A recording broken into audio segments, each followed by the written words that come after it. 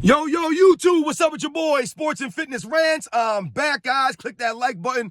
Subscribe to my channel. What's up, y'all? Welcome back, guys. Welcome back. Got another great video for you guys today. As usual, you guys know the deal on this channel, man. It's all about the facts on this channel. It's all about setting the record straight, putting some respect on Michael Jordan, right? By stopping these narratives and stopping these lies. And I want to thank everyone out there, everyone across the world, everyone across the states has been supporting my channel. You guys subscribing, you guys liking my videos, you guys commenting, right? Sharing your stories with me, sharing the info. Much respect to all you guys out there. I'm truly humbled. I am truly humbled, guys, by all the support. It means a lot to me. Real recognize real. And in this video, we're going to speak about how LeBron James choked in the 2011 NBA Finals, and we're going to compare that to Michael Jordan, who they say, I've heard people say, Michael Jordan choked in the 1996 NBA Finals against the Supersonics. That's right, guys. I've heard people say that Michael Jordan choked in the 1996 NBA Finals, so we're going to talk about those two NBA Finals, guys. And you guys know what to do. Turn the volume all the way up. Hit that play button. Remember, these videos are for educational purposes. And let's roll. So, yes, guys, that's right. We're going to talk about the 2011 NBA Finals for LeBron James, and we're going to talk about the 1996 NBA Finals of Michael Jordan. Because as we all know, all of us know, during the 2011 NBA Finals, LeBron James choked, right, guys? He choked it away. That's all, right? There's no hate there. That's not a lie. That's not a narrative, right? LeBron James choked it up in the 2011 NBA Finals, right? We all get that. But the LeBron James fan club, right, they continue to make excuses for this man. The media will continue to make excuses for this man, right? We talked about this the other day, about how they've excused every single one of LeBron James' losses, every single one of them, including the 2011 Finals. That's right, ladies and gentlemen. I've told you, they are blaming it on Eric Spoelstra now. That's what I'm hearing. Eric Spoelstra was outcoached. The Dallas Mavericks were running a zone defense, right? They'll say things like, Michael Jordan couldn't play against a zone. Michael Jordan never had to face a zone. Michael Jordan wouldn't know what to do against a zone. Because they don't do their research and they don't do homework. They don't know that Michael Jordan was facing zone defenses his entire career. They were doing zones in the 80s and 90s, y'all. They were. And a lot of people will tell you that the NBA did not allow zones back in the day. The NBA also doesn't allow traveling. They also don't allow carrying. But yet and still, we see players doing it every single game, every night. So, obviously, just because something is banned from the rule book per se doesn't mean it's not implemented in the NBA. And in the 80s and 90s, guys, several teams would run zones. They would run full court presses, half court traps. They ran zone against Michael Jordan all the time.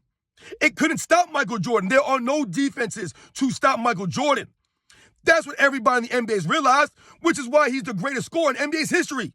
Nothing you throw at the man will slow him down or stop him, right? Even when all those years when he was losing, he was still putting up all-world numbers, right? No one cares about, right? No one cares these days.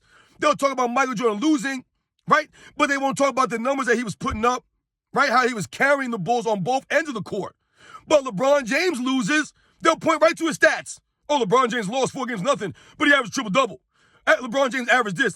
So the stats matter for him when he loses, but they don't matter for anybody else when they lose. That's the double standard, right? Because once again, Michael Jordan and his fans, right, guys like us, we never cared about the stats. We never cared about that stuff. Michael Jordan was a winner. Michael Jordan gave effort, right? He respected the game. He had a love of the game, and we could see that when he played. That's what we appreciate about Michael Jordan. It wasn't about the stats. Michael Jordan was a winner. He played hard, and we respected that. But people will tell you that Michael Jordan choked in the 1996 NBA Finals. And what's very funny about that when they're saying that, the reason why people say that, the LeBron fan club, is because why? Because Michael Jordan has held to such a high standard, right? He set the bar so high for himself. Whenever he doesn't average 30 points in NBA Finals, they'll say he choked. So Michael Jordan, right? The bar is so high for him, right? The standard's so high for Michael Jordan. Even when he plays in an NBA Finals and averages more points than anyone else in the Finals, right? He led both teams in scoring. That was a choke job for Michael Jordan. That's what they'll tell you. Because Michael Jordan didn't average 30-some points on 50% shooting, they'll tell you he choked. But If you watch the games and you know Michael Jordan, right? Michael Jordan, I've always told you guys, his ability to impact the game, right, without scoring. He didn't need to be scoring 40 points a game, 35 points a game, shooting at a high level to impact winning. Because Michael Jordan could do many things on the court at a high level. He was an excellent playmaker, right? So in that NBA Finals, he was making plays for his teammates. His teammates weren't knocking down the shots, though. Right? That was a very ugly finals, a very defensive finals. Two of the best defensive teams in the NBA going at it. Right? So the game got a little ugly. Right? Especially games what? 4, 5, and 6. Right? Those games got ugly. But Michael Jordan led both teams in scoring. Right? Both teams in scoring. But he choked. Michael Jordan, right? He did other things, like I said. So what did Michael Jordan do? Right? The shot wasn't made going down for him, right? It was a little bit on and off in those last 3 games. So what did Michael Jordan proceed to do? He proceeded to attack the rim, put pressure on the Seattle Supersonics defense, get these guys foul trouble. Guys like Detlef Schrempf, Gary Payton, right? These guys trying to guard Michael Jordan. He put pressure on them. The man shot, 67 free throws, I believe, in that finals, impacting the game in other ways, right? Your shot's not falling down. What do you got to do? Attack the rim. And that's what Michael Jordan did in those finals. He also rebounded the ball very well in those finals. And he played elite defense. So once again, Michael Jordan he's not held to just a scoring standard. And the kids these days, they'll try to keep telling you that Michael Jordan was just a scorer. That's all he had to do. But if you remember that finals, Michael Jordan had to guard Gary Payton a lot because Ron Harper hurt his knee, I believe, in game 3, if I remember correctly. And Ron Harper was doing an excellent job defending Gary Payton. But Michael Jordan had to step up and guard Gary Payton. Michael Jordan always took the challenge. He never shied away from challenges, right? He never switched screens and ducked guys. He took whoever was in front of him. And Michael Jordan impacting the 1996 NBA Finals on both ends, leading his team in scoring, leading his team in free throw attempts, putting the pressure on Seattle's defense, right? Leading his team on the defensive end, right? Michael Jordan never allowed his lack of shooting, right? Maybe he's having an off night. Maybe he's having an off series, right? He's shooting 42%, 43%, which is uncharacteristic for Michael Jordan. However, Michael Jordan will impact the game in other ways. He never let his offense affect his defense. He's still going to give it all on defense. A lot of guys, if they're not making their shots, they're going to do anything else. It affects every other aspect of their game. Not Michael Jordan. He never let his lack of offense affect his defense, or maybe a guy was giving it to him on the defensive end affect his offense. It never happened. He stayed in the moment, and he always was prepared and ready. Michael Jordan's a true competitor. But we compare it to 2011 NBA Finals for LeBron James, a clear choke job. Right? LeBron James averaged, 26 points a game during the regular season that year? And then in the finals, he averaged, 17 points? You're talking about almost 10 points less than his regular season average. That's called choking. Yeah, maybe in the playoffs, your points per game might go down a couple, right? Defenses get stiffer. The competition gets harder, right? Teams can game plan for you, right, every game. So maybe your scoring might go down in a series here or a series there. But to go down almost 10 whole points, that's unheard of. Michael Jordan's never, ever played in NBA Finals and scored 10 less points than his regular season average. In the 1996 NBA Finals, where they'll tell you he choked, his regular season average was 30.1. And in the NBA Finals, he averaged 27.3? So 3 points less. That was Michael Jordan choking, even though he led his team in scoring, right? Wasn't even close. The next great score, the next best score was Scottie Pippen had 15 points on 39% shooting? It might have even been worse. It might have been 35% shooting, Scottie Pippen. That's his next best teammate. But when you think about LeBron James, he was the 5th leading scorer out of both teams, right? Dirk Nowitzki, Jason Terry, Dwayne Wade, Chris Bosh all scored more per game than LeBron James in the NBA Finals. So he was the 3rd leading scorer on his team and the 5th overall out of both teams. That's crazy, guys. That's called choking. When you watch the games, it wasn't just LeBron James missing jump shots. That happens to all-time greats all over the place. Sometimes guys are just not making shots, right? all over the place in NBA's history. All-time greats. Guys have bad games. They got bad series. Maybe they're not hitting the shots like that. But they never let it affect their overall games. LeBron James in the 2011 NBA Finals, he completely shrank. He disappeared. He was standing in the corner, just standing there, not looking like he knew what to do, unsure of himself. Right, I told you, never developed a go-to move, never had spots on the floor where he could get to get a basket. None of that stuff. Right, he's never been a really good free throw shooter, so you don't want to go to the free throw line like a Michael Jordan would to get the rhythm going. He didn't do that.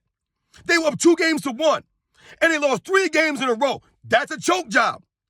They'll tell you Michael Jordan choked in 96. They were up 3-0. The Supersonics won 2 games in a row on their home court, right? And then the Bulls won Game 6, right? Michael Jordan closed them out, but Michael Jordan choked. So Michael Jordan, the standard is so high for Michael Jordan that they'll say that he choked even though he won an NBA Finals 4-2. So the Bulls won and Michael Jordan choked. Think about that, guys. But LeBron James lost 4-2, right? Averaged 10 less points in his regular season averages, right? Look at all of his averages leading up to the finals, and they lost. But they'll blame Eric Spoelstra.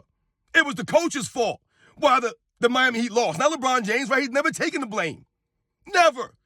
It's Dwayne Wade's fault. It's everyone else's fault, right? LeBron James, the same guy who was laughing at Dirk Nowitzki being sick, right? Heading into, I believe it was Game 4, I want to say.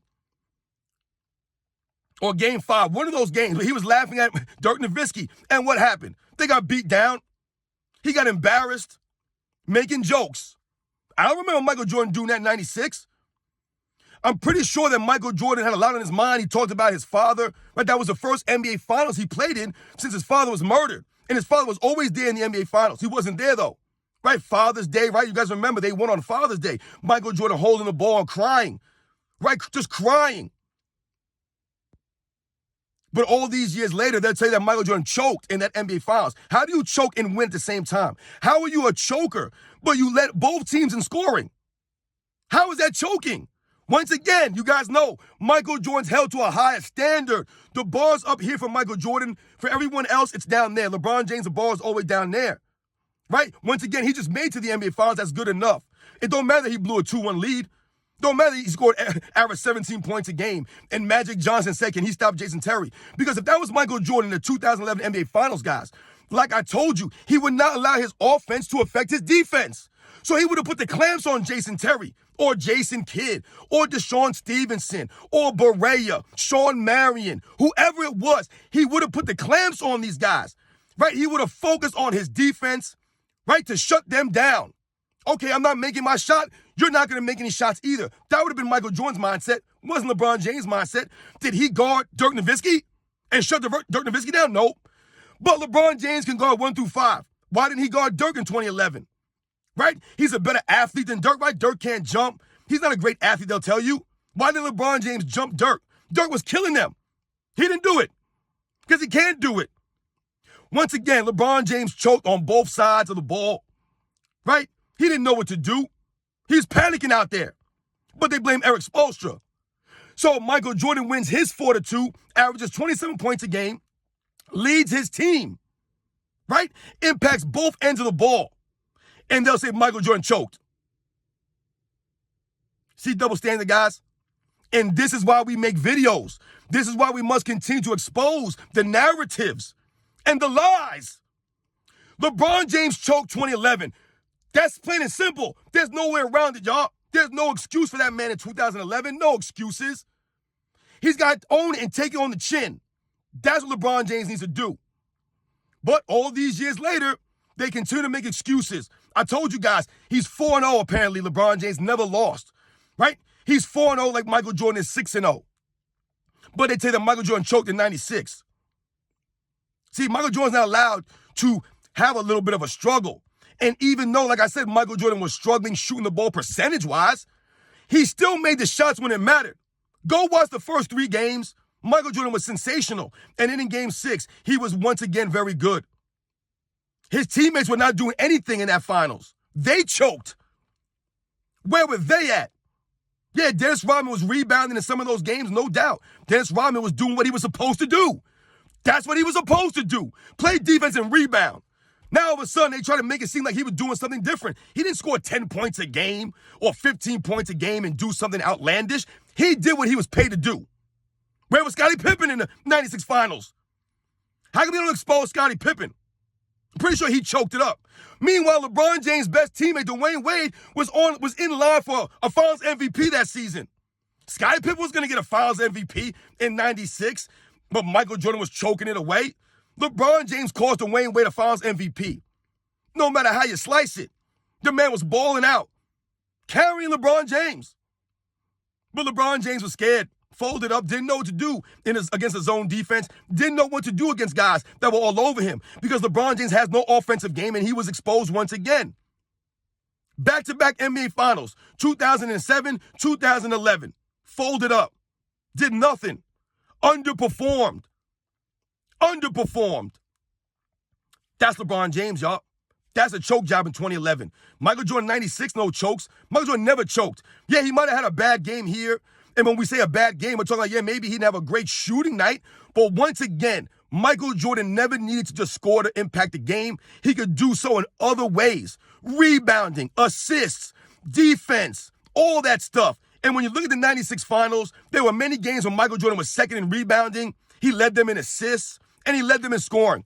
Every single game. He wasn't outscored by Shawn Kemp. He wasn't outscored by Gary Payton. He wasn't outscored by Detlef Schrempf or Scottie Pippen or Tony Kukoc. None of these guys outscored him. Not even close.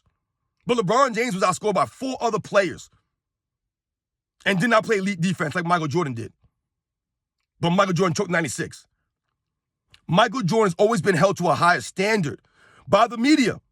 That's why they'll tear Michael Jordan down, right? Because the standard that he's held to, no one else is held to that standard, right? No one else had help in their careers. Only Michael Jordan has Scottie Pippen, and they'll keep bringing him up. No one brings up anybody else's teammates in NBA's history. Only Michael Jordan's teammates, right? They'll talk about Michael Jordan's coach, Phil Jackson. No one else played for great coaches in the history of the NBA. Only Michael Jordan. Nonsense, guys. You know the deal, man.